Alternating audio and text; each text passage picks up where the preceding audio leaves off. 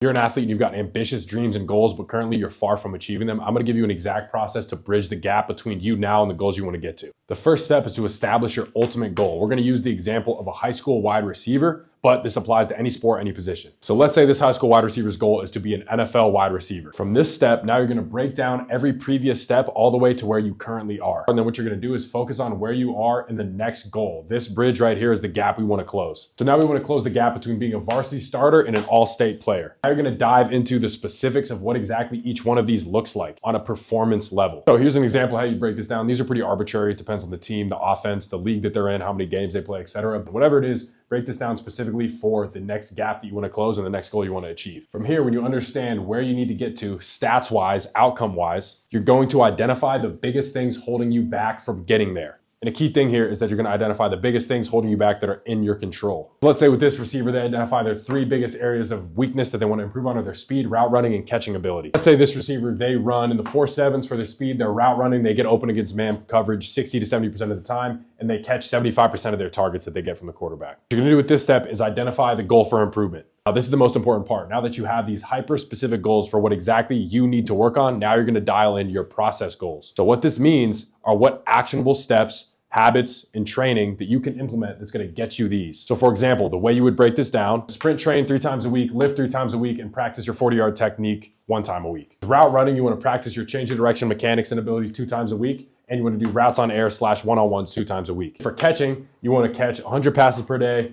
you want to do no gloves during practice, and you want to throw with your QB 3 times a week. Now that you've outlined these process goals, you're going to do each one of these, make a weekly schedule for yourself, write them out on paper, and complete these and check them off. Now what you've done is you've taken your ultimate goal, you've broken it down into smaller goals, you've identified the most crucial and the most urgent steps you need to take, and then have identified the process goals, the actions that are actually going to lead to you improving these things, which is going to help you take the next step, which is going to ultimately contribute to your ultimate goal. And you can do this and refresh this cycle at every step along the way. Keep working.